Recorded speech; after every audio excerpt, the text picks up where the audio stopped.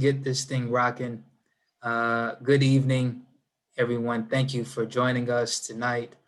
I am your host, Donald Cogdell Jr., and I am right here in Queens. I'm the Director of Justice for Hope Astoria, and we are a community that really believes that justice is a part of the heart of God, and the Bible is very um, rich with evidence that shows God believes and not God just believes in justice, but that's a part of His essence, right? That's a part of who He is. You want to see God um, go all out. You look at the oppressed, right? See what He did for Israel when they were oppressed. You see, God always had a heart for the marginalized and always called His people to do better. So that's a community of faithful.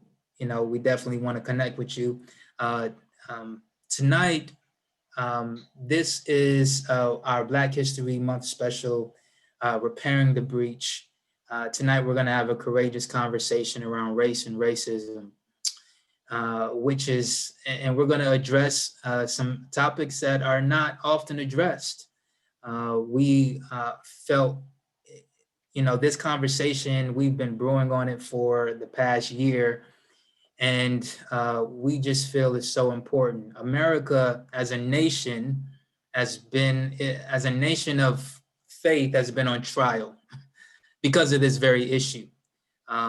Christianity has been questioned because of this very issue around oppression, around racism, around communities being impacted, in our nation being polarized. And we believe that change sparks with dialogue, meaningful dialogue, a meaningful conversation, and also change continues through dialogue, real dialogue, bringing these things out. So tonight we're going to try to go there. We're going to uh, have a conversation. Then on the end, we're going to invite you into that conversation for the fourth quarter for a Q&A. So, but thank you for joining us. And I'll allow my co-host to share who he is. Yeah, co-host. Wow, thank you. Uh, No, hey everyone, my name is Ike Dimitriadis. Um, I've been a member of Hope Astoria Church for a number of years, and I've had the pleasure of being in Donald's friendship cloud for a few years there too. Um, we've been, as part of the justice team, we've been discussing a lot of issues around social justice and around race and how it affects um, the body of Christ. How does it affect the world, and how should we be making an impact? So, um, so yeah, I mean, I think I originally approached Donald just to say, hey, dude, how about we have a conversation about this, like, and make it public? And so, because I think that if you're in a conversation, you're not fighting. If you're in a conversation, you're not making accusations. You're having a conversation, mhm. and you can create your own safe space where you can ask honest questions, and you can take honest questions, hard questions, and hopefully learn from each other. I expect to learn more than I expect Donald to learn, but nevertheless, it really is a pleasure being here, and dude, I'm really looking forward to this. Yes, yes, it's time, and I think these conversations are needed because, what does reconciliation look like? What does repairing the breach look like? I think every most people desire it, right? But really getting down to what it looks like, what it means, how we understand it is pivotal in actually doing that. So, So, you want to start us off, Donald? What's your experience with racism? I know that you've been affected by it. I know you've been. It's had a tremendous impact on your life. Um, why don't you? I'd love to hear your thoughts. Just what's your thoughts on it? yeah, my experience with racism, it's been a journey. right? As a young kid growing up, realizing at some point the the double treatment, the unfair treatment, the uniqueness that hey, I may get in trouble for certain things that other kids may not, or a dismissiveness, and you start understanding like, oh, something different here, because I think coming into the world, you don't know racism, you don't know, you just kind of experience the winds of it, and you start putting things together. And my parents did a good job, I believe, of preparing me for the world we live in. And my mom would say things like, you got to be above average to be considered average, right? And you have less chances of messing up as a child, and uh, and I found that to be true, and so I've experienced racism in the classroom, in the workforce. Um, I've been pulled over illegally multiple times, searched multiple times, and it's just so it becomes a sort of a norm. My family taught me how to manage my emotions, being a Christian, going to church, to survive. My mom's biggest thing that she used to say, watch how you talk to an officer. I don't want to see you, I don't want you not to come home one night, or I can't find you and you're somewhere in the woods bleeding out. And so you learn how to manage it. And then it wasn't until probably about 2013 that I couldn't just manage it, right? My student, Robert Jackson, was beaten by the police. I was the director of a program called Youth Build in the Flushing YMCA.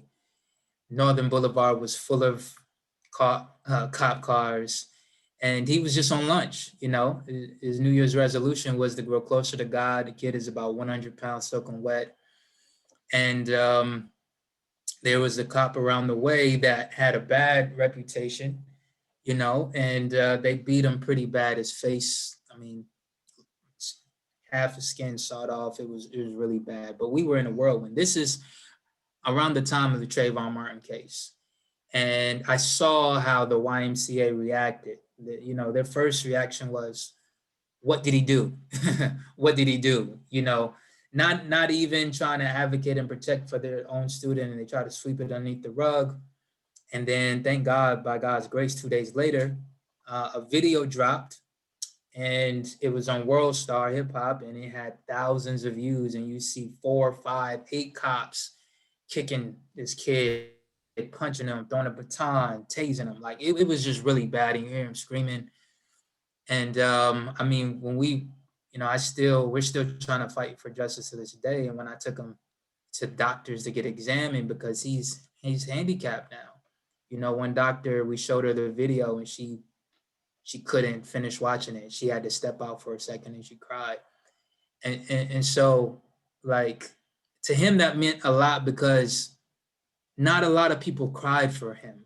Not a lot of people lamented for him. I mean, we fought, but he has to live with that police officer's, terrible decision every day. And so that I was at a point where I had to advocate at a level that I hadn't before. I had a student body traumatized, a staff traumatized, and it was no longer just pray. It was no longer be angry and sin not. All these Christian cliches that we get. It was like, no, Right. go to the elected official's office, go to the precinct, right? There was something I had to do, and I realized where I wasn't equipped like I needed to be equipped to advocate. And so that's when I seen behind the curtains of systemic racism. So before that, I felt the winds, I've been used to it on the ground, but now that opened the curtain to see, oh, Department of Education, oh, NYPD, YMCA, oh, everybody's not trying to fight for this child, And so I think, and now I'm on the other side trying to fight in another way, instead of just helping people wait for the by and by. I think God is of justice, and He's a God of justice now. I think that's been it's a long experience, and each year I learn something. Yeah, But I mean, there comes a point, right, when you know, we pray for every issue, but there comes a point where we have to step beyond prayer and we have to pray for our actions and we have to affect change. Um, yeah, I am so sorry for your friend. I think I yeah, don't think there's a word in the English language. Terrible doesn't seem strong enough, right? It was terrible what happened to him. And what you said about not being able to watch the rest of the video, I can totally identify with that. I mean, um, George Floyd, I still haven't seen the video. I can't. It's been described to me, oh and I know where it's going to take me. It's just infuriating, um, and it's just yeah, all right. You know what? We keep saying yeah, this. Something's got to be done. Something's got to change, and yeah, so yeah. I'm sorry, man. That's interesting. That video. I encourage people to watch, and I understand. There's an emotional thing. One day I'll get there. You know, I I'm. will, and I want to, but you know how it is. You have to prepare yourself No, because I it's know just you do. so outrageous You that, do. You and do. that one, from what I hear, is pretty brutal. So I'll It get there. it is it is brutal. It is brutal. Yeah. And I just try to help people think about the mother, think about the parent, and because sometimes you need that anger. Sometimes you need that sadness, right? Because other Hmm. than that, it can become another conversation with the rest of the news, and but I get it. I understand. I had a great discussion with a friend about to watch or to not watch, so but um I appreciate your I understanding. Let me just say yeah, I that. Yeah. completely under I mean, yeah, it's tough, man, and there's a whole conversation about mental health in terms of this in the conversation of racism for everybody, and how we deal with it. But I want to appreciate you as a Caucasian brother, stepping into this conversation. Um, it's not an easy place, and not many Caucasian brothers will want to enter into this space with a black man. So I thank you for this. of I course. think we've come a long way. But what made you decide how important addressing racism is? What got you into the what was the moments that brought Yeah. you into this conversation, or what was the wake up moment like for Yeah. you? Yeah. And by the way, I think this is a conversation that um, melanemic people, white people, need to enter into. I don't think this is just a black person's conversation. Mhm. How I got Yeah. into it. I grew up um, in New York City, and the education that I got, public school education, we were taught about racism. We were taught about how wrong it is. We were taught about the civil rights movement in the 1960s and the important work of Dr. King, and others. But I didn't really see it. It wasn't on my front doorstep. I think the first time I became aware of it was when a young man named Michael Griffith, uh, his and his buddy's car broke down, and they walked into a pizzeria in Howard Beach.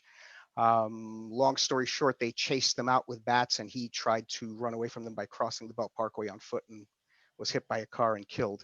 And it sparked outrage, and it sparked a lot of protest. And I remember thinking, this is I I thought this thing stopped in the 60s, right? Mm, mm, What's it doing in the 80s? And now we're in the 2020s, and we're still dealing with this. There was a moment when I realized that this needs to be my conversation too. This needs to not just be your conversation and the conversation of people who look like you. This needs to be mm, everybody's conversation. Um, there was a story, there was a meme that I saw, of all things. I know people don't place much value in social media and memes, that they can be a little, leading. But I saw mhm, one, and you might remember it because it went viral. It was a picture of two women, college graduation, in cap and gowns, nursing their babies. They had brought them to graduation. They needed to be fed, and so they fed them. They were both breastfeeding them, and the caption on top of and one woman was white, one woman was black. The caption on top of the white woman's picture was "How adorable," you know, Mm, and the caption on top of the black woman's was "Stirring controversy." This how this picture mm, stirred controversy. Um, mm, and that's a good litmus test, and it turned out to be a great one for me because um, I had a moment because I looked at those two pictures and they looked different. It was cognitive dissonance because cognitively I knew they were the same, mm, but viscerally, the way I was feeling about the pictures, I really did see adorable and controversial, and I mm, really had a moment because I realized the thing that I thought was out there was in here. mm, And that was deeply, deeply disturbing to me. That was a mm. real problem. It was like, you have a serious problem and you need to deal with it. And now, and so I spent a few Wow. weeks looking at that picture. I still have it saved somewhere. You can Google it, but Ike, they're the same. Are they the same? And it took a few Mm, weeks to get to the point where I could say, yeah, they're the same. Um, mm, and then the next lesson was, well, I'm not, I've never considered myself stupid. I consider mm, myself educated. So it can't be just me. How many other people are suffering from this? And furthermore, what else am I believing? What else have I been mm, programmed to believe? Um, mm, and that sparked a whole revamping of I reevaluated everything that I believed about people. Do I mm, really believe that we're the same? Do I really believe that like you, Donald, and I, Ike, are we both created in God's image, equal before Him? Do we have the same basic essence? Cognitively, I always knew it, but there were other places where I would think about it, and I began to like watch news reports, and I'd hear there was a shooting. Um, okay, okay, what did that person look like? And I had an image in my head, and it was not a good image. It's like, okay, we need to work on this.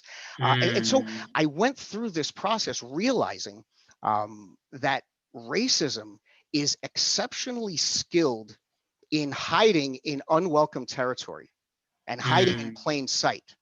You can have a mm. person be opposed to racism and not realize that they've got stuff in them, and it's affecting them. It's affecting the way they talk. It's affecting the way they view the world. It's affecting the way Yes. they act.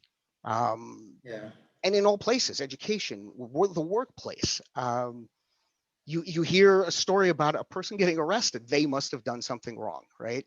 Mm, Right? yeah. That's a bias. Yeah. That's a prejudgment, right? And so I went through this experience, and I learned how important it was um, that we deal with it, how important it is to be aware of it and to be talking about it, and to really praying, addressing it in concrete ways, not accepting it, not giving it Right. an inch, Right. not Right. personally and not amongst our friends. We shouldn't be accepting this from anybody.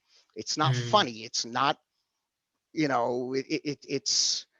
really, like I said, there's no word in the English language to say how terrible this is.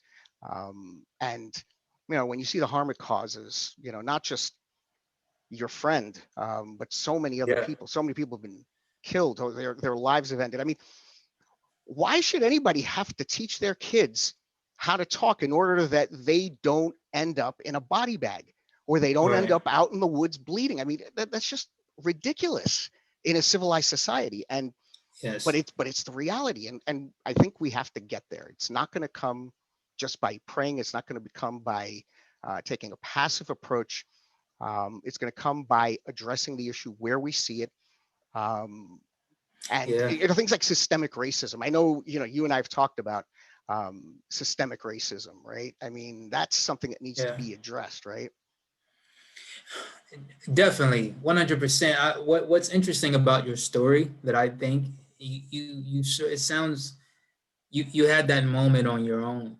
It Mm, wasn't anything, I mean, tragic per se in physical play. It was just like reflection, and yeah, I think what most people don't realize is the socialization process when they come in the world.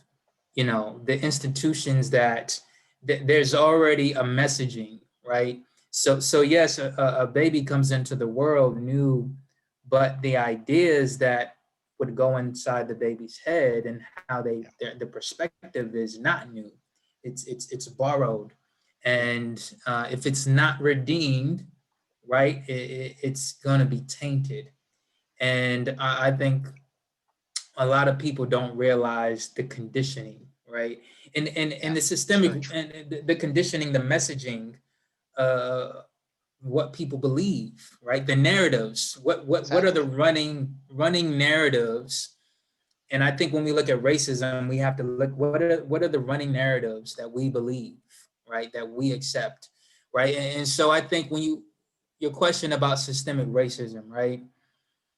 It's interesting because our last administration, the Attorney General Barr, leading, I mean, representation of the Department of Justice, said systemic racism is not real. It doesn't exist, right? And when we look at systemic racism, we got to look at systems, right? So stats prove. I taught career development, at NIAC for some years, right? And I Mhm. would go over stats with people, and this is a real statistic. You know, uh, if a resume has Jose on there or another name that's sounding, let's just stick with Jose, right? Has Jose on there, that resume is not going to get as many hits as a resume if you take the S off and you just have Joe there, right? The resume with Joe gets about 40 times more hits than a resume with Jose or a black sounding name. I mean, these are studies that are out there. What does Right. that say? That points to a system, right? These people are not all working in cahoots together, but that points to an overall narrative that says uh, this person is more valuable than this person, right? And there's so many things. I mean, the mass incarceration system, a system, it points out to not an individual bad act, but acts that have trends. So when you look at America, right, we are only a small percentage of the world's population, right? But we have the biggest incarceration, right, Absolutely. population. And then Per capita, we're it, number one. per cap, we're number one. And then who's the number one race that's getting imprisoned, right? It's African Americans, right? And the stories behind the building of incarceration, the 13th Amendment. I mean, the war on drugs had racial undertones that perpetuated more black men getting arrested than white men. Um, the systems that are impacted. I'm here in Cleveland now, and rest in peace to my uncle Tommy, who just passed away last month. And there's so many when you drive around, so many buildings, right, that used to be, right? So many churches, right? And you can see the economy is not where it needs to be, right? And people don't realize how these things happen, right? I always share this story when it comes to systemic racism. When you look at Camden, New Jersey, right? Hmm. It has a bad reputation in America, quote unquote, right? And for many years, it was had the number one murder capital, number one rate in murders, right? Murder Right. capital. And many people don't know that city used to be one of the most flourishing cities, right? It was called the City of Invincible. All my New Yorkers who from Long Island, Walt Whitman, a poet, called the Camden the City of Invincibility, right? And what happened from going from a city of invincibility to the murder capital of the country, right? Well, it used to have two manufacturers that used to be there that people were employed by. And then those two manufacturers left during the Great Depression. And most of the white people left the city and they basically abandoned Camden, right? There were no Mm. jobs, city workers, I mean, everything just was gone, right? And the whole community was left to itself. Now that's a continuous story in many cities. That's a story of the Bronx. It's a story of Newark, that happened, and many people don't go to the root of these things, right? And so Yeah. when we look at systemic racism, we have to look at the institutions. We have to look at the systems in place, and who's getting the brunt end of um, the raw deal. Yeah. So Yeah. Totally. I was just looking at some stats, man. I don't know. You had said the prison population. Here's how insidious it is, right? So, according to the Federal Bureau of Prisons, in federal and state prisons, right, um, about 39% of all inmates are Black. Um, and one might argue, well, it's not even half. It's right, not that they're overrepresented, but you have to just consider the fact that the Black right, community represents 13% of the percent, U.S. population, which means that they are right, 3 times overrepresented. And this is part of the insidiousness um, right, of systemic racism. It hides in plain sight. Any statistician will tell you, and I've actually had this argument online in social media. Somebody says, "Oh, it's barely over a third." Yeah, but that's yeah, 3 times more. And the guy who was arguing with me went to school with me at Columbia. It's like, dude, math. Don't play. yeah, But yeah, it's like that. And I was actually, I said I was looking up some stats. I saw there was a study that they did in 2015, the Federal Bureau of Jails. I think I said Federal Bureau of Prisons before. It's Bureau of Jails. This one actually floored me that in 2015, they said that Black males born in 2001 had a 32% chance of serving time in prison at some point in their lives. hmm, That's like 1 out of every 3. right, I mean, something's wrong when it's a matter of targeting. I think it seems to yeah, me that it's a matter yeah, of targeting. It's a matter of just setting up circumstances. uh, definitely, I mean, there's so many people who were arrested on marijuana charges on the Upper West Side of Manhattan, and they're all Black and Hispanic, or Black and yeah, Latinx. Sorry. Um, I went to college up there. I went to Columbia. Dude, there were a bunch of students that were smoking pot. It felt like constantly. hmm, Never once hmm, did I see a police officer on there. I mean, right, exactly, so I went to school with Bob Kraft's son. Okay. Um, wow, can you imagine Bob Kraft getting a call? And no, I never saw him smoke pot. So please don't go that way. But right, nobody's going to go onto an affluent university and start arresting people for smoking pot. But literally 10 blocks north, it's like by the truckful. right, It's obvious, and it's in plain sight, and it's ridiculous, and it needs to get attention and needs to get addressed. 100%, 100%. When you look at systemic racism, when we talk about perspective, right? Hmm. And when you talk about, like you said, this assumption, what did he do, right? Right. Why do Black people have this stereotype of such violence, right? We haven't been the most violent ones in this country. I mean, we haven't, thrown the Native Americans off their land. We haven't held somebody in slavery for 400 years. We didn't drop a bomb on Hiroshima. Like, you know, it, when we talk about racism, that somebody gets a super amount of grace and flexibility while somebody is demonized, right? The humanity that because every man is made in the image of God, the imago Dei, and every man is a sinner and fallen, right? Right. But when we start increasing somebody's halo and increasing somebody's horns, for our own benefit and security, you know, that's what we're talking about, right?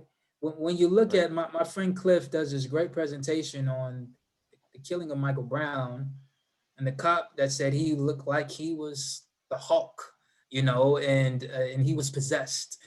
When you look at their stats, they were actually the same height and the same weight, Doesn't but he surprise me. was but he was fearing for his life. Like, this guy was a 7-foot giant, right? And this is what cops can be messy. It's not their fault, but it is their responsibility, right? Of this conditioning and this messaging that see, I don't want to offend my white brothers and sisters. It's not your fault that you're born into this world with a lot of racist messaging, I mean, we're all born with certain things, but it is not your fault, but it is your responsibility to deal with it, right? To address it, to reflect on how am I viewing things, right? Because um, as I told somebody, they asked me how important racism is. And I said, for me, it's a life and death matter. For Yeah. me, when a cop pulls me over, I have to not, there's certain checkpoints I have to go through in my mind to protect myself from living. And this is a state of the agent that's supposed to be protecting me, you know? Exactly. And It's ridiculous. Yeah. so, you know, but it's hard for people to, I think, understand the reality um, I, that they don't live in, I guess. yeah. I mean, look, they're people who look like me aren't as affected or aren't as threatened or targeted as people who look like you. I mean, that's just the reality.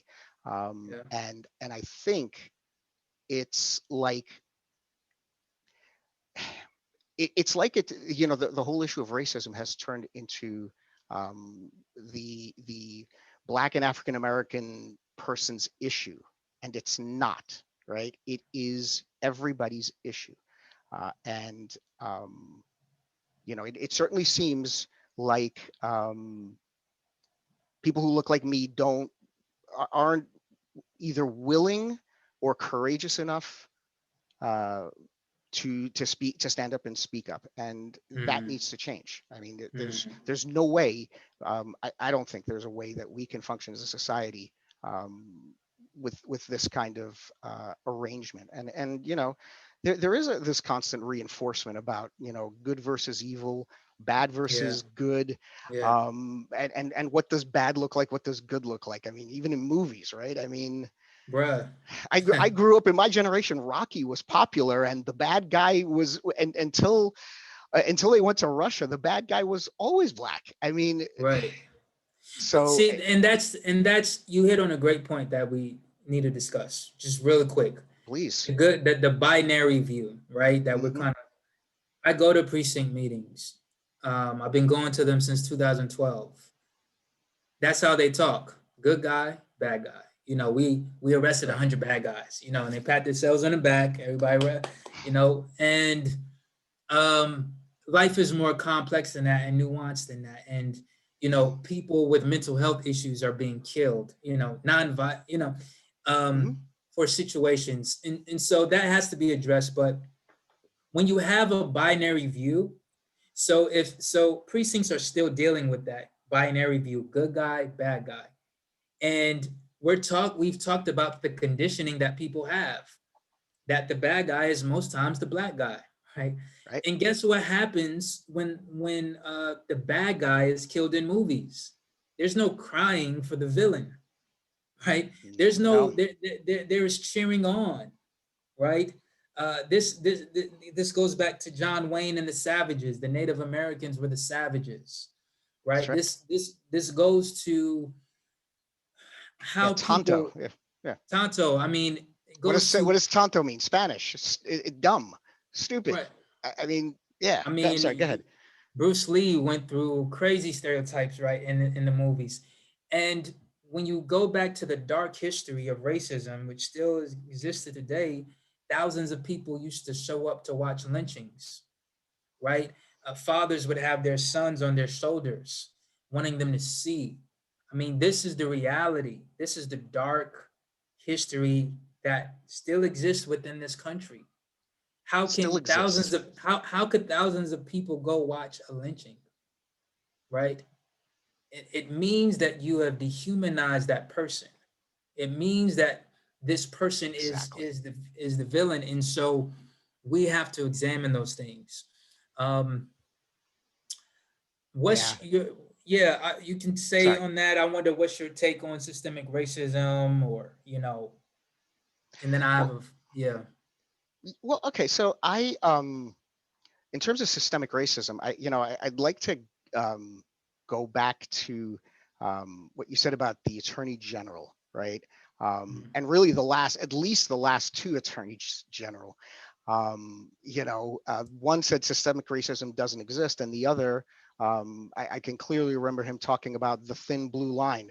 The problem with the problem with law enforcement is not the police, it's the criminals, right? I mean, that's what I can't think of his name. Whatever, the guy who came from Georgia. Anyway, um, it's Mhm. this mentality, it's this thinking um, that has dehumanized people of color, that has Right. dehumanized anybody who is not white and in the right mold, doesn't fit the Yes. right image.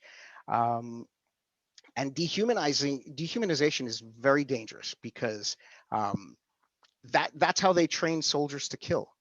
That's how the Nazis were able to kill so many Jews, because they dehumanized. They were less than human, and the thought of you know taking the kids to a lynching.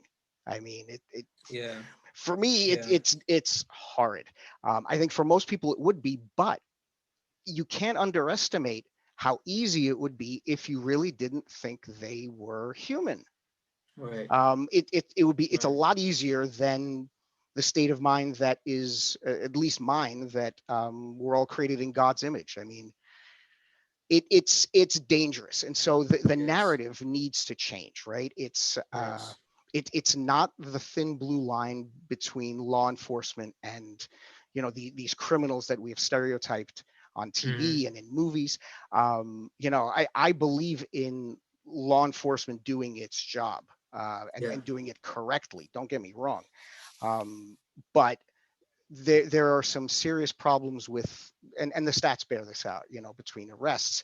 I mean, people of color are over arrested, over prosecuted, over Hmm. convicted, at every level. An obvious targeting, especially when you look at the population distribution. So Yes. um, Yes. yeah.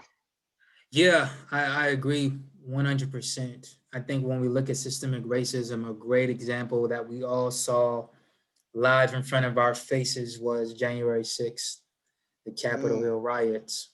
You know, I think that was in real time what a double standard looks like. And I think we can go historically. Most people have been aware of this issue with America than America's been aware of itself, right? And we know right. if those people look like me, that would have been one of the bloodiest days in our history. And to me, that kind of looks like white privilege. Hmm. And I know this term to my Caucasian brothers and sisters may be offensive to some, right? I want to ask you, right? Yep. What's your take on white privilege? Um, what do you think about it? Is it real? Yeah. What's your take on that? It's obviously real. I think um, I think there's when you're talking about January 6th, I think the most interesting thing, I think, was the fact that, when it was happening and immediately after, everybody was horrified. And within 24 hours, they had their playbook. All of a sudden, the same people who said one thing now we're saying, oh, well, it was Antifa. Oh, well, it was this or it was that. Oh, it wasn't that big a deal or whatever. I mean, your initial reaction tells the truth. You know that this Right. was horrible, right? Right. But Right. as far as white privilege goes, I definitely think it's real, and I definitely think it is more pervasive than one would think. I think I have a little bit of an issue with the word privilege because I think it I'm not going to say it misinterprets it, but it creates a gold mine for the opposition. So let me explain. Um, and we've talked about this. Amy Cooper, the woman in Central Park, who threatened a black gentleman by threatening to call the police on him, and then actually calling the police on him. That is a great case study for what we know Yeah. as white privilege, right? Yeah. What were her assumptions? She assumed the police would believe her. She assumed she had the presumption of innocence. She Hmm. assumed that the gentleman had the presumption of guilt. She assumed and knew that the police were less likely to believe him, and if there was a contradiction between her and him, they would probably take her side.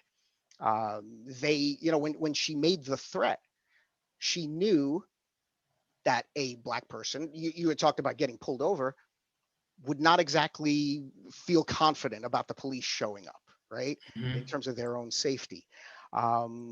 And she also assumed, and this doesn't get as much attention in the press, but it's notable to me. Um, she was he was telling her that she had to put her dog on the leash because that's the rule in Central Park. She knew the rule. It was posted everywhere. The only Hmm. reason she would have gotten angry about it Hmm. is, what right does a black man have to tell me that? That's the Hmm. only thing I can think of, right? And that is an elevated state. But the reason I don't, the word privilege, presumption of innocence is not a privilege; it's a right. Everybody has Right. it. There's documentation. It's in our Constitution, right? The presumption of innocence, um, the right to be believed by the police when you call in an incident in good faith. It's not a privilege. That's a right that we're all supposed to have. Uh, the Hmm. the the ability to have confidence that when the police comes and sorts everything out, that they're going to act fairly. That's a right that we're all supposed to have. Hmm. And so, taking what should be rights and call them privilege, it everybody's supposed to have them. It's not like a few people have it. I mean, it's like going into Yankee Stadium. This is the example I like to. You go into Yankee From a Stadium, and from a Yankee fan right here. If people absolutely, don't know. as I'm drinking out of a Yankee mug, um, I have a ticket to Yankee Stadium to go see the game. I go to the gate, I present my ticket, and I go in. I go to my seat. If somebody's sitting in my seat, I can either ask them to move, show them my ticket, ask somebody to help me. Those are all rights based on the fact that I bought my ticket and I had it with me. Now, if I walk into Yankee Stadium with a general admission ticket and they say, you know what, because you're white, there's not as many people in the Audi Club, which is one of the clubs in there that you have to pay extra to get into. So we're going to let you go in there, right? That's privilege, Mm. basic decency. I get the phrase, right? I get the phrase, and I believe it's real and completely legitimate. And I don't usually bring it up when people bring it up in conversation, right? I don't bring this up because I think it takes away from the real issue, which is that there's a difference in the way people are treated, and um, people who look like me generally get treated, get are exempt from the abuses that people like you are more likely to get. Right. And so it's real, and that's what we mean when we say, white privilege. I think um, the counter narrative is kind of scary because uh, white privilege. There are people who laugh it off that it doesn't exist because they say, "What privilege?" Right? I mean, um, I'm struggling to put food on the table. My job disappeared. The factory left our town, and now we're all fending for Right. whatever jobs are available. I don't feel privileged. And the narrative goes, do you feel privileged? Right. Of course Right. not. But it's really a counter narrative around the phrase, because then you can devalue it, then you can denigrate it, right? It's Right. like Black Lives Matter. What's the counter narrative? All lives matter. Blue lives matter. Of course, all lives matter. I once wrote a theme and posted it on Facebook, and I got hate mail. I used to say all lives matter. Then I realized not all lives are under threat. Hashtag Black Lives Matter. Mm, Right? All, yeah. of course, all lives matter, but not all lives are under threat. And all lives matter doesn't mean all lives matter. It's a counter narrative to say no, they don't.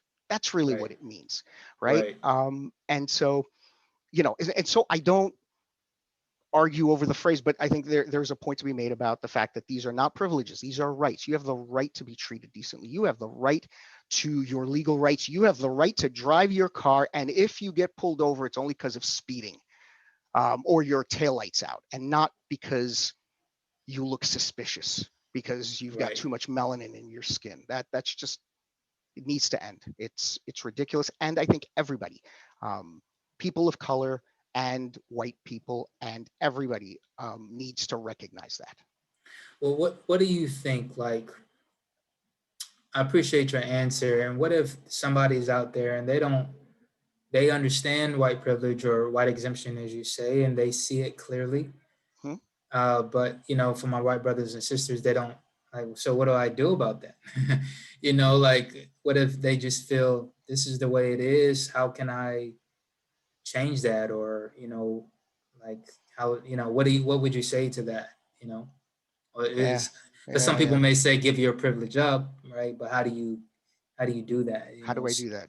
Yeah, yeah. I don't Really, think that's not an easy question. I think this is part of what we're talking about here, that we need yeah, to affect change, right? It's not acceptable. And so, there, it depends on the settings, but I think, I think part of it is that we need to be, we need to bring these issues to the light. We need to make them obvious, and we need to make them obvious in a way that they are obvious and relatable to everyone. yeah, And we need to fight the counter narrative. It's not okay. It's not your issue, right? I think there's a lot of, well, you know what, it doesn't affect me, so I'm just going to walk away. No, don't walk away. Um, yeah, when you say solve the issue, I don't think there is a I don't think um, there's a real solution, at least in the short term, right? I mean, I think first yeah, you've got to fix the issues in systemic racism, which means that you change perceptions, of law enforcement, that you change perceptions about, employers, that you change general yeah, perceptions, and have standards in terms of how people are represented in the media. yeah, And then you start affecting, and then you start acting out, engaging in and affecting justice, right? So, stop arresting people, stop charging them on minor crimes because you want to criminalize them. yeah, And then after that, we talk about reparations. That's another thing, yeah. people don't like to talk about. And I Oh, we're say gonna that. talk about it tonight. I mean, I don't know what it looks like, but it's something that needs to stay on the agenda. You Yeah, can't just walk away. You can't just say, okay, you know what?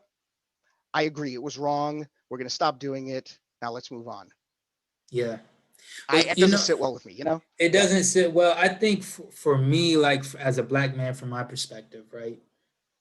I'll just tell you this story. I let me just say, I think our culture of individualism in America really keeps racism safe. Oh yeah. Now, let me say this, like in what we're talking about. So years ago, one of my first jobs out of college, I was working in a bank. I was a banker. I was one of the few only black people on the platform. I was one of those guys. I walk up to you. Do you have a DDA, or I help you? DDA, that's what we call bank account. Hmm. I was in Smithtown, a very, a very, not a lot of people of color there, right? Okay. And the manager throws some subs indirectly. Some money was missing, And then he started blaming me, right? He started coming at me. Hmm. And um, there, I don't know if she's watching, she's probably not, but this woman named Katie to this day, I appreciate her. And this story just came to me just now. She defended me, right? I was the only black person in that bank. Exactly. Had she not defended me, I would have definitely gone to jail. You know what I'm saying? It would have been, Yeah, I I do know would what you're have saying.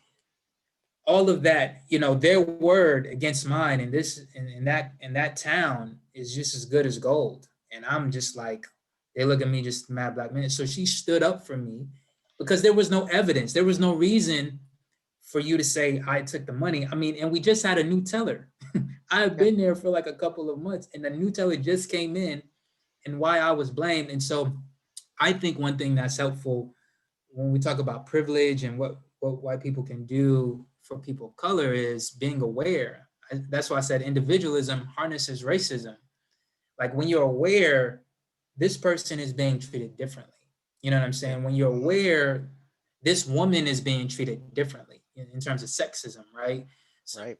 some people can be so blind, and I keep saying this. I wasn't aware how how much male toxicity I had until I got married, and I was able to see my wife's shoes a little bit more.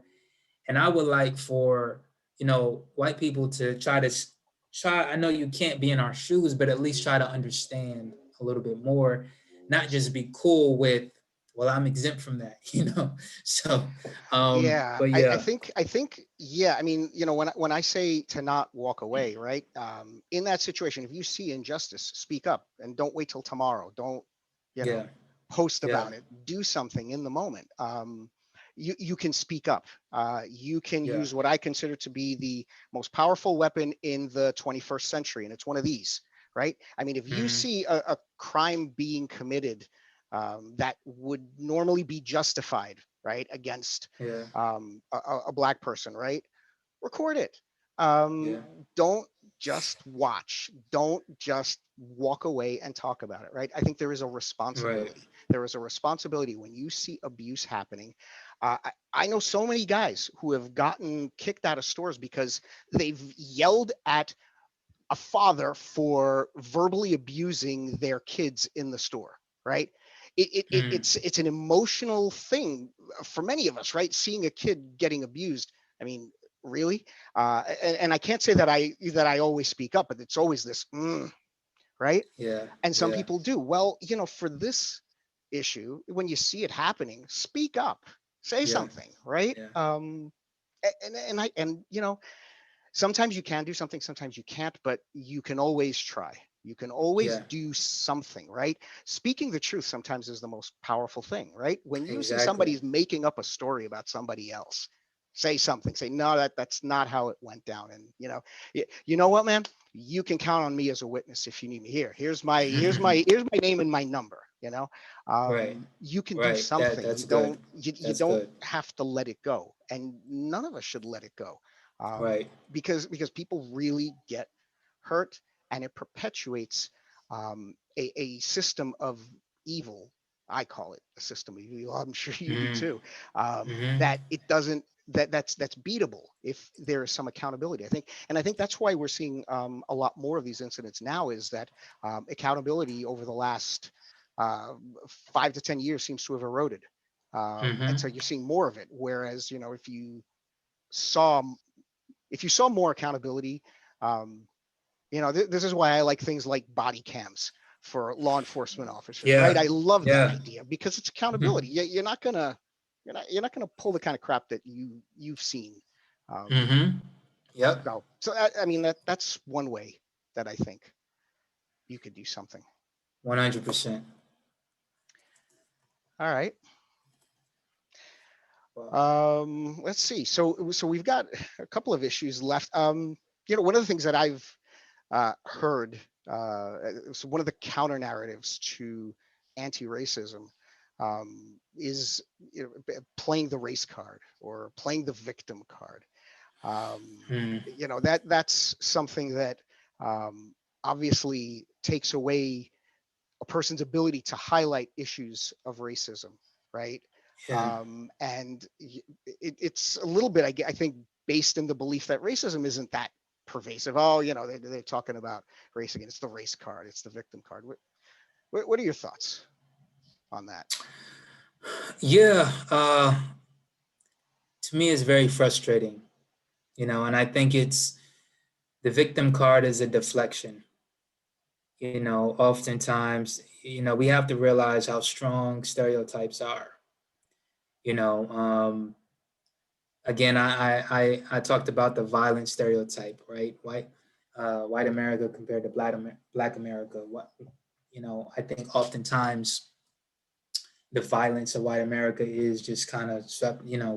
That's in the past. Um, it's not now.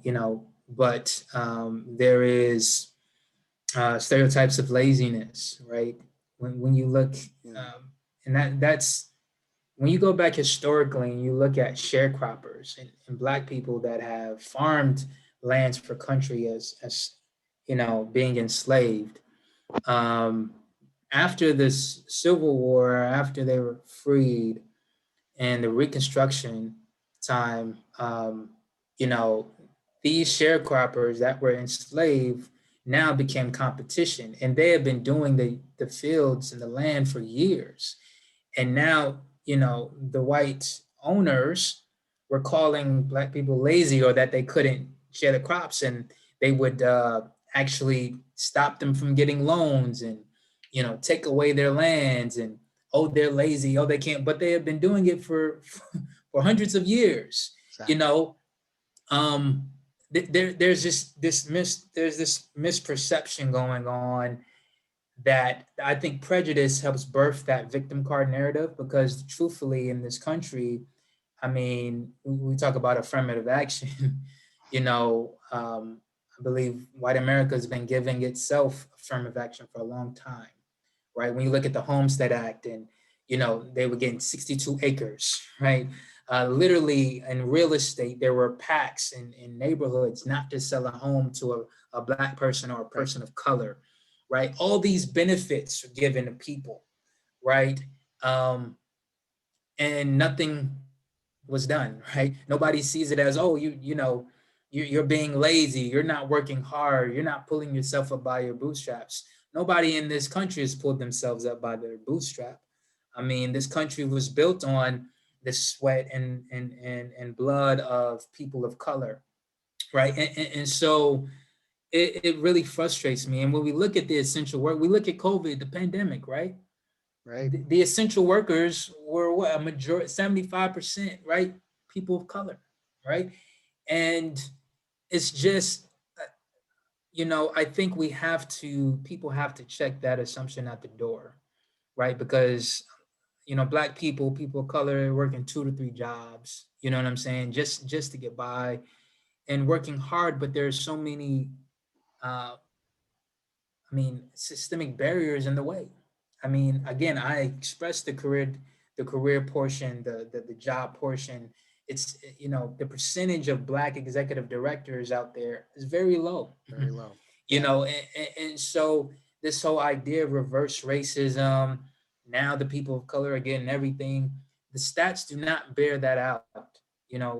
White people are still the majority in these executive ownership positions, right? And I just think there's this anxiety because there is more equality. Don't get me wrong, there is more equity, but there's still things are still not even. It's still very tilted. I mean, there are stats that show that it would take hundreds of years for the Black America to catch up just to 2021 of where white America is as far as the average household income, right?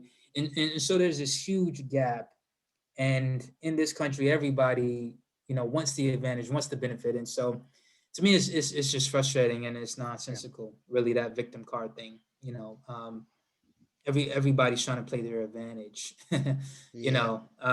One example, Trump, right? People may not like this, but you know, he was the big guy that was supposed to quote unquote make America great again. And he said he did the most for America than maybe outside of Abraham Lincoln, you know, but yet he said he's the most attacked president of all time, right? Let He's me the show least you racist president of all time, right? He's Didn't the he say that? least racist. There's this huge witch hunt on him. But Hmm. many people, I don't know if they even know, President Barack Obama, before he was president, had to get Secret Service while he was still a senator, because the amount of death threats that was put Yep, on his life before he was even in the office was unparalleled to anything they've ever seen before. You know, I believe and it. so here's reality. I just showed you a stat reality, right? And there's this perception that I'm the most attacked. Like, so it's just, I think that bears out smaller and smaller ways in our country. Yeah, I think But my no, usual response to reverse racism. Oh, you mean accountability?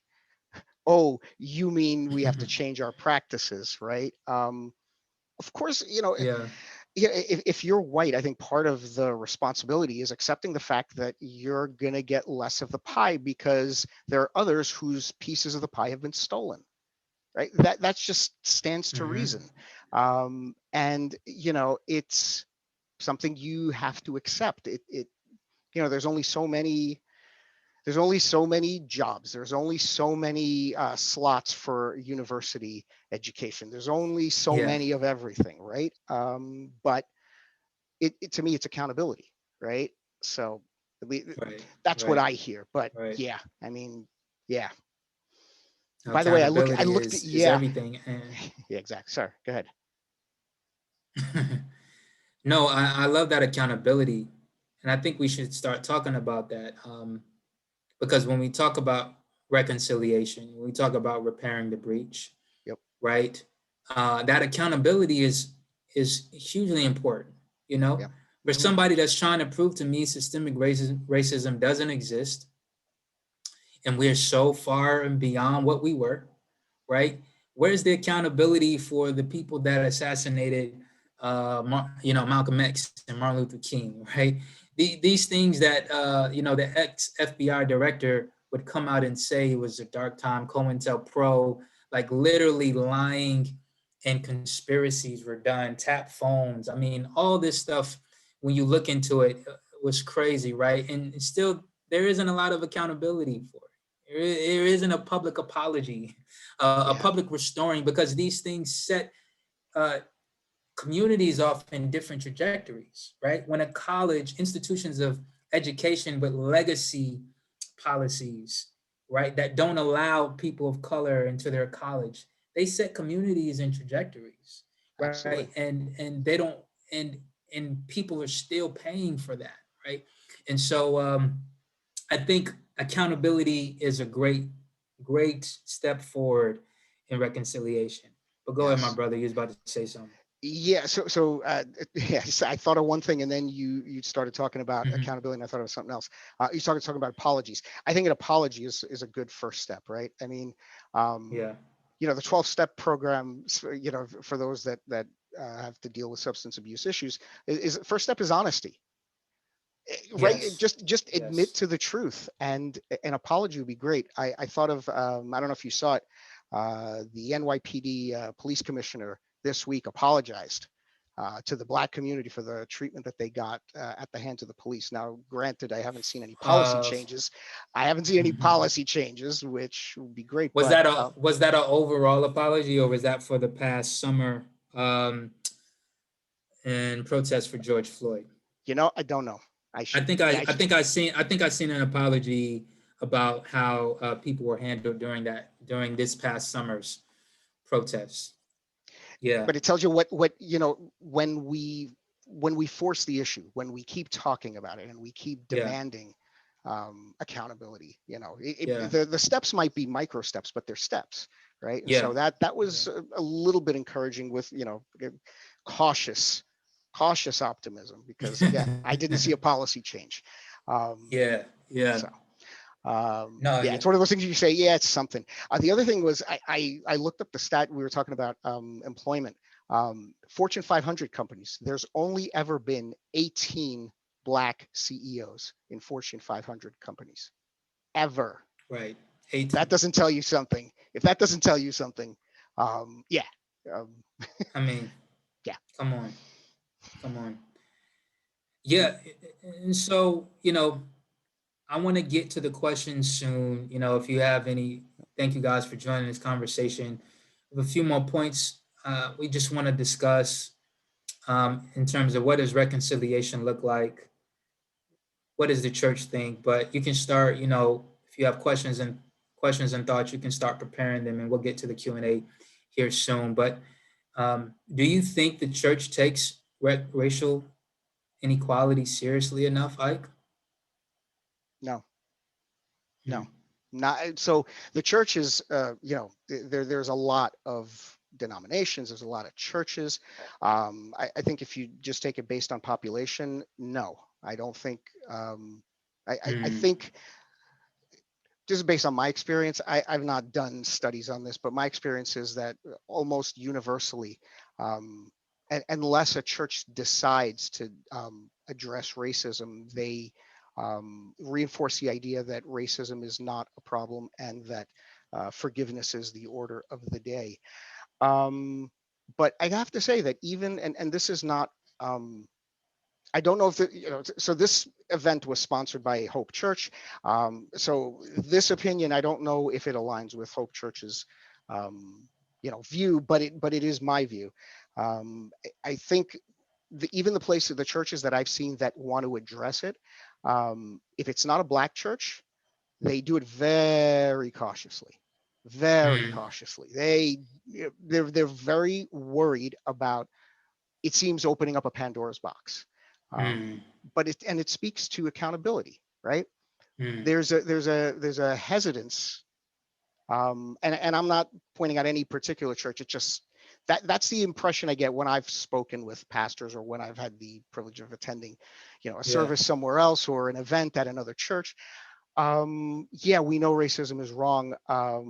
We have to be careful how we present it. Um, Black churches don't seem Yeah. to have this problem. So not surprisingly, which Yeah. means Yeah. it's not necessarily a problem. The problem isn't, it's the overcautiousness. So I don't think Yeah. and it goes to whether or not they take it seriously. I think there are some churches that take it seriously, um, but not serious enough to overcome their cautiousness, I think. Yeah. Is that fair? Yeah. I think that's fair. I think what I've noticed is that not to all white people, but to some white leaders, and racism is a complex matter, and to Black people is very simple, right? If you go back to the conversations between Abraham Lincoln and Frederick Douglass, this is quite clear. And Abraham Lincoln got a lot of his notes.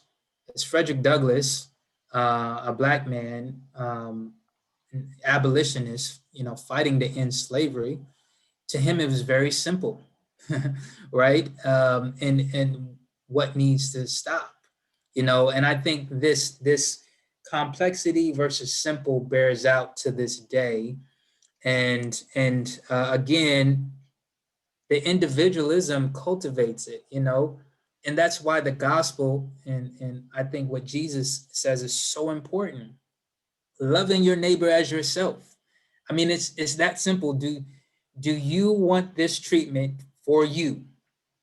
Yes or no? Exactly. Exactly. And your neighbor, do you see your Black person as your neighbor? Do you see your Hispanic person as your neighbor? Do you see your Asian brother or sister as your neighbor? Do you see your Native American as your neighbor? Right? When you Exactly. see them as your brother or sister, you know, in the same way, because we don't want our white brothers and sisters to get treated badly by the police. We don't want equal treatment for that. We just want, the same treatment, the same self-control that they show with many white Respect. people. We in respect, we want that too, Yeah. but because there's this fear of, oh, you know I might be doing this to somebody that is connected to a lawyer or attorney and resources that could affect my job. I have more discretion, as opposed to, I know, this poor person, this poor Black person or Hispanic person or whatever doesn't have the same connect. I'll just get away with this and say and report. Nobody's going to believe them, right? So we just want the same discretion. But um, I agree. We need to take it more serious. The church has a 1.9 trillion net worth, I believe it is. And so we can do the church if it can get on the same page. I like your idea about an apology. I believe in reparations. I think many people may not understand it. I think they try Right. to say, oh, what are we supposed to do, out for everybody a check or things like that. I do think cash is important, but we have to realize that the events that happened in the past, jobs not being presented, right? Colleges not allowing people to get in. There's very creative ways that we could do reparations, right? And as Yeah. creative as we figured things out for COVID, and these stimulus checks, I'm sure we can get creative too. Yeah. Even But Major that League same Baseball. innovative power, Yeah, Major League Baseball.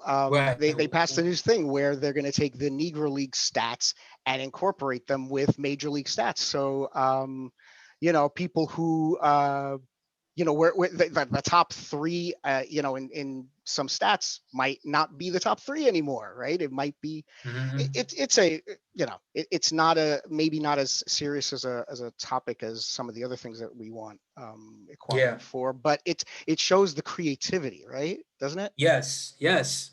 The creativity, right? When we want to do something, we do it. And this is Exactly. and this is why I think it's important though. Like my big bro gave this analogy. I didn't create this, but I think it's perfect. If me and you have an issue, and let's just say you stole my car, right? Hmm. And we know that you stole my car. Um, you may struggle with guilt. I may struggle with bitterness towards you. And you may, you may give me a bus pass. You may give me money. You may even give me a ride every now and then, right? But that Car, doesn't solve the problem, the right? car. You can give me a whole year's MTA car, right? A whole year's train pass, but you still have my car, The right? car, right? And Yeah, until you give the car back, there's going to be some friction in between us. There's going to be a breach in between us. Your guilt, my anger, right? And you're going to be free up once you give the car back, right? And I can easily forgive more, right? right, Because what was broken, right? What was breached, you resolved, right? And I think right. that white America, I think, has to give back the car, to Black America in a sense, and Yeah. not Even make if we don't know what the car excuses. is, even if we don't know what the car is, because I think people talk, Right, writing a check.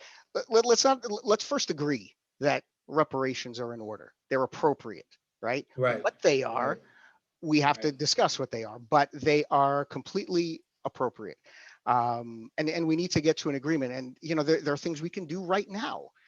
Yes, Around the country, there are a bunch of statues erected in honor of people who declared war on the American flag, and they're in America. I don't understand how they're there, but they also were fighting for slavery. I got an idea. How right. about we get rid of all of them? How about we get rid of all of them? I know that There you go. some people have said There let's you put go. them in a museum. Um, Right. I don't know how I feel about that because, in my opinion, they did so much harm to so many people for so long, and the defenders Yeah. of Yeah. tradition seem to forget that these people declared war on our country. They left our country and declared war. Yes. They have no business being anywhere in the United States. How about we get rid of them? Let's start there. Or one of the places we can start. Yeah. I don't know, but there are things we Yeah. can do, and No, and there are reparations. things we That's can part of do. reparations, right? Cleaning it Yeah. up, getting rid of flags that symbolize a system that Well, enslaved the people. Let's well, get rid of them. how about those colleges that rejected people because of their skin color, allowing their family members to come in? How about Absolutely. that? How about free Ab- tuition for that? You know, I'm in. I think there's so many creative ways to do it, but again, the perception, right, has to change. The mentality has to change, Yeah. and we've seen reparations before, right? Um, you know, we've seen that for the camps that were started here for the Japanese, right? We've seen Right. an apology. The families were given some money, right? We've seen America do that once or twice, right?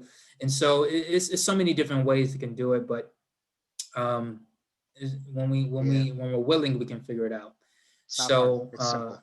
it, yeah, it is when we see each other as neighbors, and it's very biblical.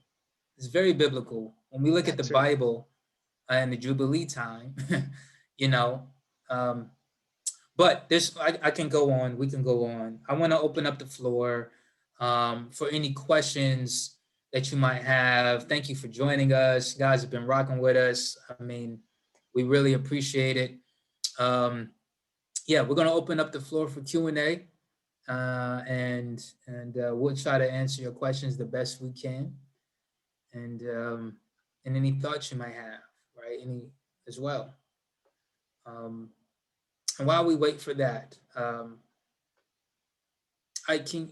What's your thoughts? You know, to somebody who says, you know, I don't see race. You know, my mom and my dad they taught me to be colorblind, and you know, Ray, I just feel like we're causing more division by talking about this. You know, what's your thoughts on that? Well, I think I don't think we're causing division by talking about it. I think that is a contradictory statement, right? Division's already there. Talking about it in a way that brings healing, right? In a way where people who have directly or indirectly participated in the disenfranchisement listen and empathize, right? Not just in a textbook way, but genuinely empathize. That's what brings around about healing. That's what brings around about justice. That's the foundation of justice. That's you can't get justice until we all agree that justice is needed, right? And so Mm-hmm. discussion has to happen. Conversations like this have to happen, and so I definitely don't agree in that um, that that that methodology. I think when people say I don't see color, it's a little disingenuous. I think. How can Mm-hmm. you not see color? Did you not see color when George Floyd was gasping his last breaths of air? Did you not see color when it's almost an excuse? Yeah, yeah. You're declaring neutrality. You're trying to be Switzerland in the midst of millions of people being killed around you, right? It's inappropriate, and worse. I think it actually that statement causes more harm. You could probably tell me, but it seems to me that you would be causing more harm using that statement in that you are trivializing the pain of an oppressed people, Yes. right? There's healing that's needed. There's pain, right? I mean, I don't have to ask you that question. I know, I can tell, right? I mean, Yeah, to make those statements trivializes that, it does. and an unwillingness to talk also. Um, I get that there's fear. I get that there's nervousness. All I can say about that is be courageous, because that is a prerequisite to healing, and healing needs to happen. 100%. You know, I like what you said. You know, I think people don't realize how offensive it is because you're stripping somebody's identity away. And Right. one can say color blindness doesn't matter, but the truth is the way it's played out in our society. You know, I teach Hope Youth, right? And it's very difficult for me to find a Jesus that is not European with blue eyes and blonde hair in 2021. You mean pictures, This like pictures, images? images, Yeah. videos, Hmm. because video is very important. That's how people receive these days. YouTube is $1 billion business, $1 trillion business, whatever. And I try to find content to help bear content in scripture to help bear with the lesson.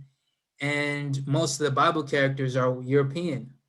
And in real life, in historically, they're not European. Jesus was not a white man with blonde hair and blue eyes, right? Yeah. He looked more like he had more of my skin tone, right? More of my hair texture, right?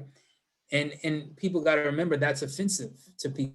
Yeah. Go So do. like you said, I do agree it's disingenuous, Mhm. because when we say, oh, Jesus is not white, there can be some darts thrown at me. I don't know. I don't know why. Um, I don't know why the true representation of Jesus bothers people, right? I mean, go do a Google search on Bethlehem. Go and look at some images from Bethlehem and see what the people there look like, right? Right, I mean, that's where Jesus was born. Go see what they look like and tell me how many blonde, blue-eyed people you find. right, I'm willing to give you an over/under of 0. Um, I, right. I'm just saying, right? So it's not. Yeah, I mean, it is ridiculous. It's steeped in tradition, but traditions and need to and and change. and and that's a huge thing. Many people may not know, but I want to educate some people. Like, that's one of the reasons why some Black brothers and sisters defect from the faith. They walk away from Really. Christianity because you know Christianity's become the white man's religion, in a sense. The Bible was whitewashed, and you took my land, you took my money, you raped, you beat me, and now you've made God white. It's one of those sacred things, and the audacity to make him in your image, in a sense. um, it has turned people away, in a sense. And so, and the Bible is not colorblind. People were in Revelations, the Bible mentions in the eschaton, which means when it's all said and done in heaven, in a new earth, the Bible still gave people their ethnicity, the different tribes, different languages that praise the Lord. And um, so even the Exactly. sacred text doesn't make it colorblind. We have this question. I want to answer this question. Thanks again for doing this, guys. What's a hobby or activity that you find yourself actively avoiding? And what could someone within that community do to make you feel welcomed? So, what's a hobby or activity that we find ourselves actively avoiding? And what could someone within that community do to make you feel welcomed? I think that one's for you. Yeah. What do I avoid? Um, you know, I, I, tr- you know, what do I avoid actively?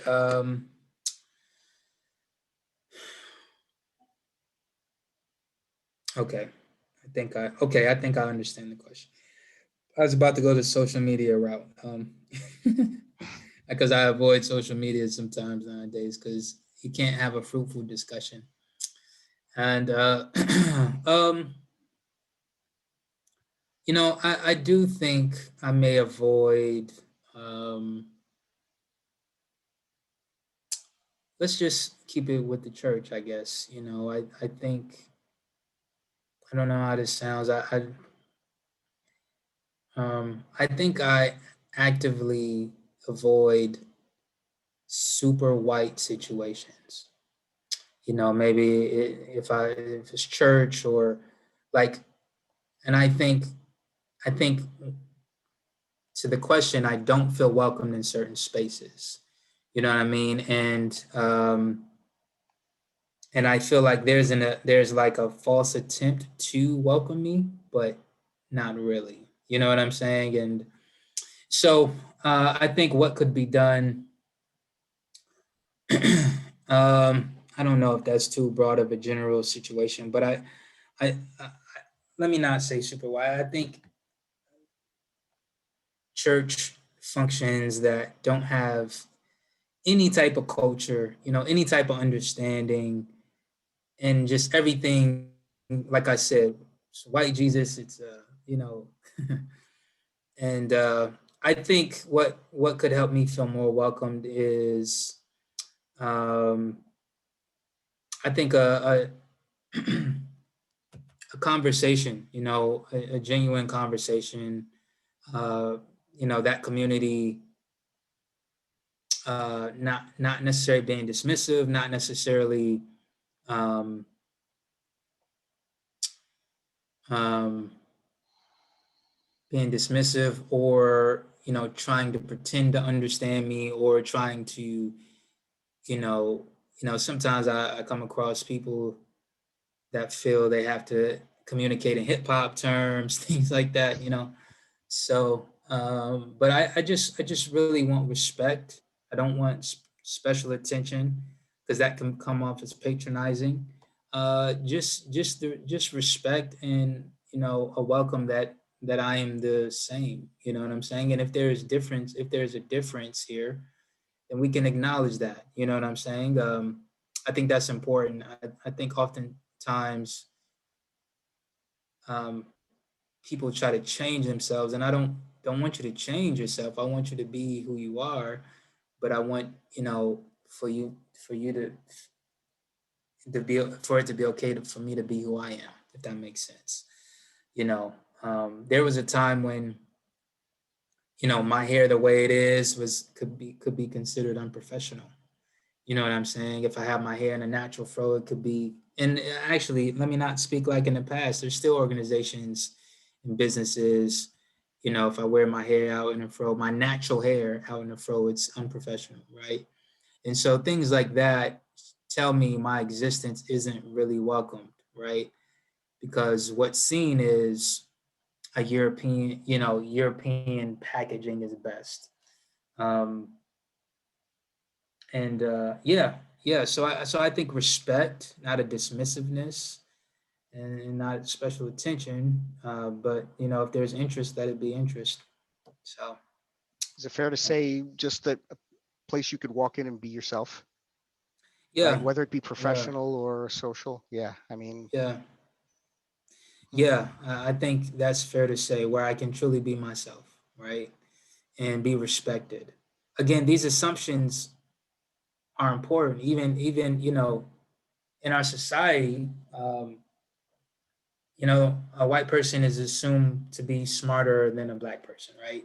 A black person can say an idea, a white man and a black man can say the same idea. If the white man says it, it's like, oh, that's it's brilliant, genius. Yeah. and I think and I've experienced that sometimes in meetings, and so I think respect, and to be who I am, I can be who I am without having to change or anything. And I think when it comes down to our cultures, like, we have to understand each other. You know what I'm saying? Like, I remember one time me and my friend Cliff was debating the whole night about an artist who was the top five or something like that. And some people got really we were having fun, and they thought we were about to fight. They're like, tone it down, it's okay, guys, it's all right. Like, and for us, we were just having a good time. This was a part of our culture, right? And I think we have to understand each other's culture. We have to understand, um, some cultures are more celebratory than others, and it's okay. It's fine. It's not anything wrong. I think what we do is we glorify things, the positive things in our culture, and then those things that are outside of our culture, we minimize. Right? It's okay to worship God loud and celebratory. It's okay to worship God silent and serene.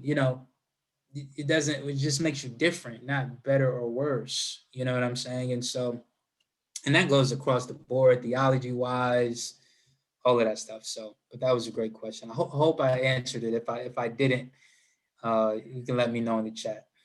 You got me thinking, Donald. I want to ask just a personal follow up, right? Mhm. And it's not really a question; it's more of an invitation, right? I mean, you and I've had a lot of interactions, and we've had a lot of interactions at church and whatever. You know, I was trying to think when you said, somebody wants to, that they're inviting me in a disingenuous way. I forget the wording you used, or that they're using terms that they think are more relatable. I hope I never did that with you. I literally No, ran the tapes. I was like, did I ever do that? Because I've always no, no, respected no. you, and I think I think I don't think any of us who are not black should make the assumption that everything's okay, right? And when we hear something like this, because Right. I sensed a little bit of vulnerability there about how you felt about that. I think it's appropriate to say, if I did that, I'm sorry, and have I done that? And that's how you gain knowledge and Yeah, understanding. yeah, So yeah. I so if mean, I have, yeah, yeah, I think that's a great question. I think when we talk about repairing and reconciliation, there's going to be some bumps and bruises. There's going to be some misunderstandings. There's obvious trust issues. I think I love the question, because sometimes there is an assumption. Um, when I've been fighting justice. I think I really got more in tune around the time of Trayvon Martin. For some people, George Floyd was their wake up moment to how real it was and things like that. But yet, some people took the mic.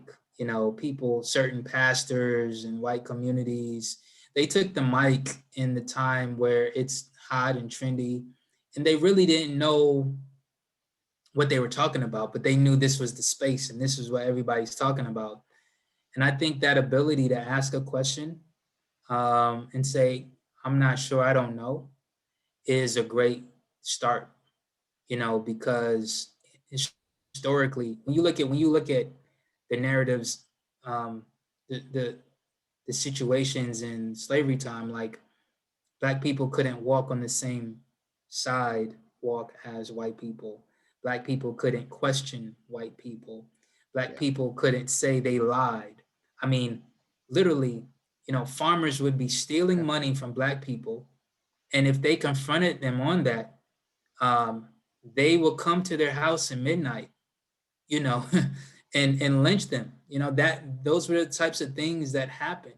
And so those things just don't disappear. Those assumptions stick around until we radically oppose them. We radically ask for forgiveness. We radically try to make amends and say, see what's right. You know what I'm saying? And some of these things we don't even realize how deep they are.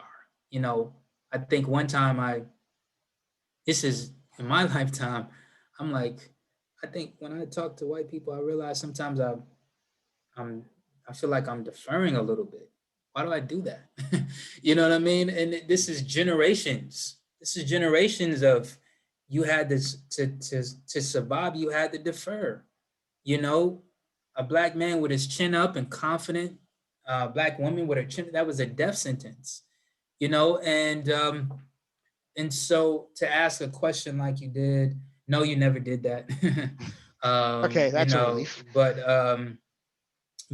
I think we can all do that when it comes to our other brothers, whether it be Hispanic or Asian. Like there's a humility that we have to approach the conversation with to understand each Yeah, other. you have to approach it without assumptions. You can't assume that I've never done anything wrong. Yeah. Well, that assumes that you are aware of it when you do something wrong, and that's certainly not the case Yeah. um, here, at least not without some deep thought. Um, yeah, it was funny you mentioned about Trayvon Martin. When that happened, the church I was attending, it turned out that week it was my turn to do announcements, and so I wore a hoodie to do Mm. announcements. Um, it wasn't received with great cheer. I will just say that. Hey, that's why I rock with you. Hey, Yeah. sometimes it's the little things, right? Even if it's a silent But solidarity, right? yeah, yeah. But that's a great point. You weren't afraid to take the stones. And I think that's why certain people it's tough for them. And in this justice walk, there's no safety in a sense of getting along with everybody and having everybody like you. You know, Yeah, doing the right thing, there's no safety in that. They said Martin Luther King, a Nobel Peace Prize winner, was the most dangerous Negro in America. that's Nonviolent. that was the The FBI most report, right? that That was was the Hoover's report. that was Hmm. Hoover. That was the head of the Yep, yep, FBI, a man that carried no guns, a man that actually helped people, calm people down from resorting to violence. They said he was the most dangerous man in America. Told his followers to disarm. Hey, Right, don't buy a gun, and if you have one, don't use it. Right. right. I mean, Mm. he said he wasn't opposed to people protecting their family if somebody comes in their house, but in terms of when we protest, when we do justice, Exactly. nonviolence is the route. And so if it can be that much of a contrast and people are still living with that, we have to understand and recognize that, and see how we can repair, because Yeah. we wanted to have this conversation because sometimes people just think that reconciliation is us just being together in the same space. It's really not. And we You forget the know, past you and all this. Everything's forget the cool. Yeah. No.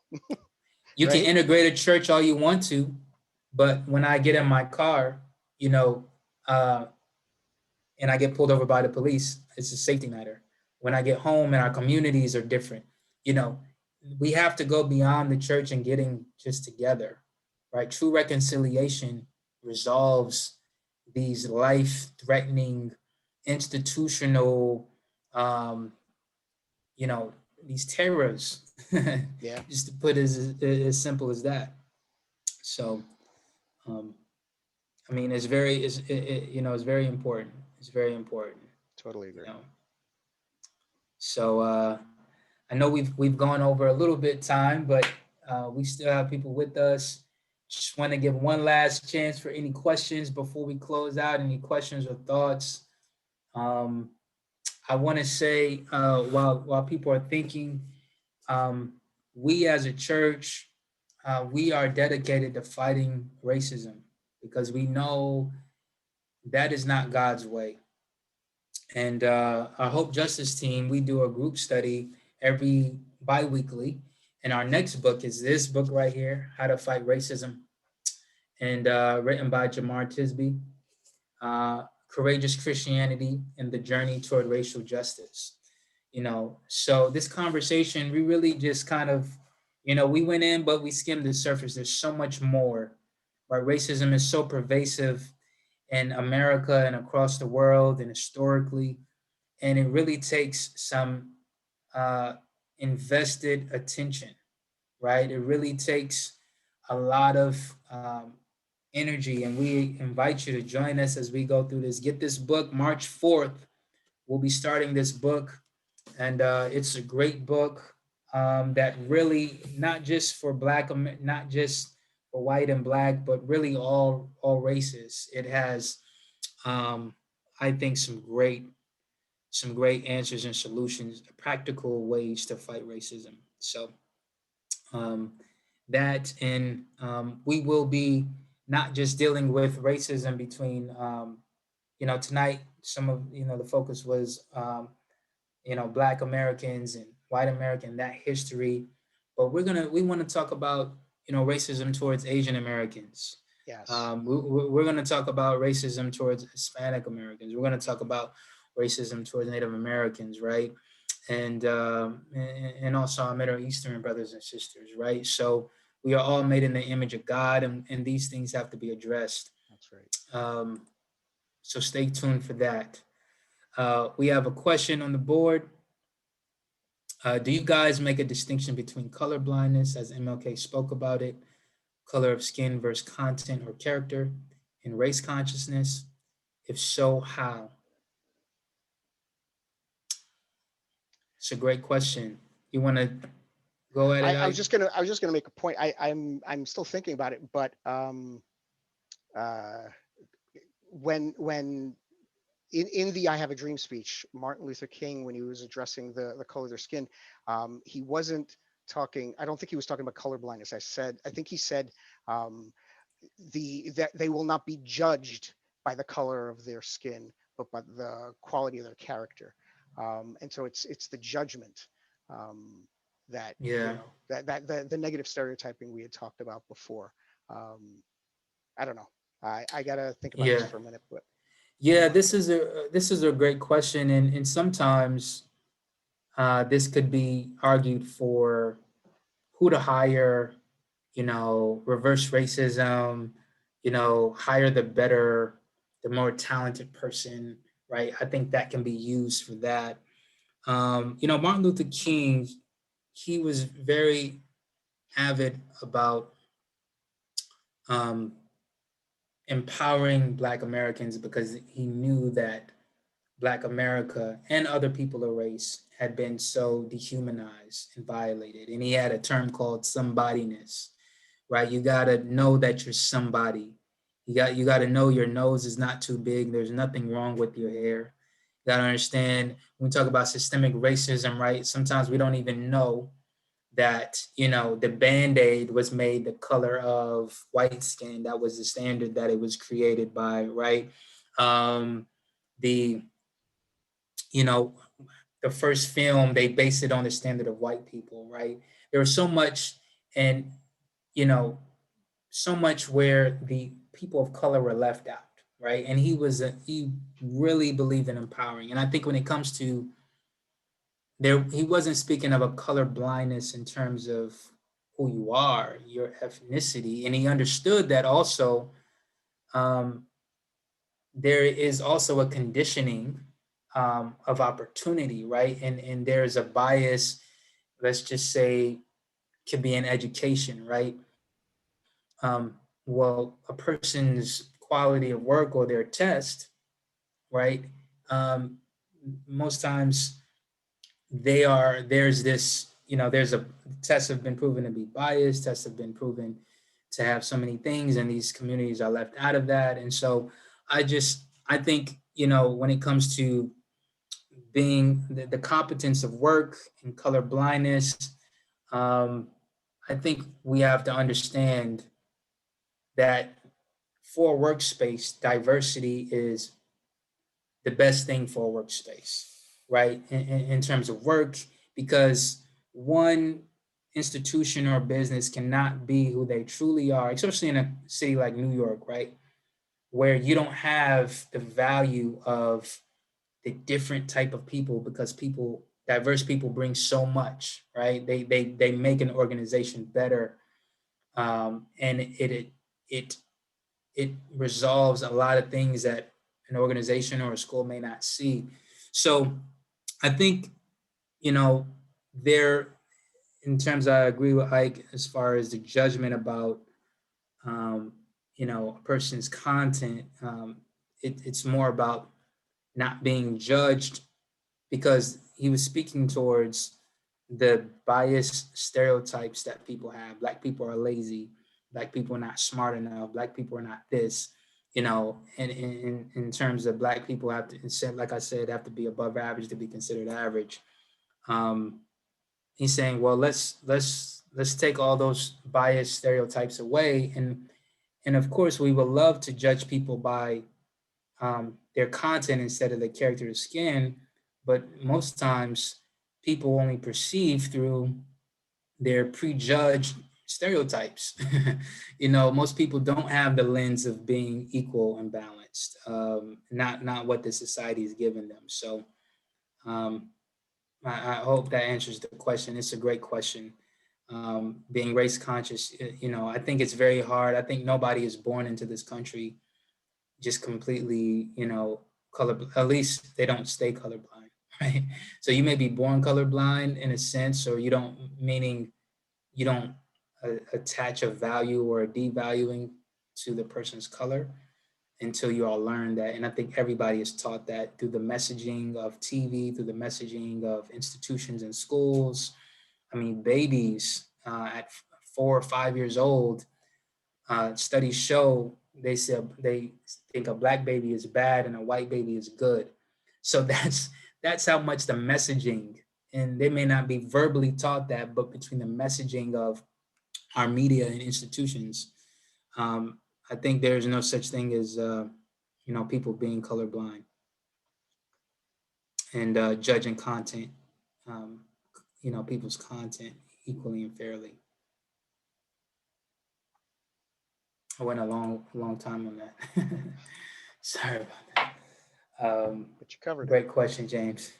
Hope I did. Yeah. So again, we want to invite you back. We have a diverse Hope Justice team where we're going to be asking some tough questions because we believe in anti-Asian racism, right? And anti-Hispanic racism and anti-racism all across the board, and sexism as well. And so we want to address some of those things and have conversations. And so, um, but I want to encourage everybody. God is giving you a space to change your influence. You can't control everything, but you can control your realm of influence, and just like that woman, Kathy, did for me by protecting me, um, we can protect others, we can enlighten others, we can use our voice to speak out. Martin Luther King said it wasn't the person with the white hood on their head that was perpetuating racism, the KKK member. It was the person that knew right but didn't say anything, right? The Who silence of didn't our want, allies, right? It's yeah, not the noise of our enemies, but the silence of our allies. yes, silence is betrayal. Silence is betrayal. And if we can use our voices within our workplaces, within our schools, wherever we are, within our churches, it makes a big difference. And so stand up and know, stand up for the Imago Day and what Jesus said. So, do you have any last words? No, I appreciate you having this conversation. I consider it a privilege because not everybody wants to have this conversation, and Mhm. so thank you. I appreciate it. No, thank you. Thank you. I appreciate this as well, and you stepping into the zone. I know I may have asked some hard questions, No, but we got to continue. This is an ongoing conversation. Thank you guys for joining us, Erica. Thank you. Um, a lot of people just Katie. Thank you for a lot of uh, great points. a Yeah. lot of great points. I mean, so many people just jumped right in here in this conversation, and we appreciate it. And with that, we're signing off. Um, and if you signed up, I'll send the email out, with the link and everything, so you can join us with How to Fight Racism in this book by Jamar Tisby. And yeah, we love you guys. Have a great evening. Good night, everyone. Good night.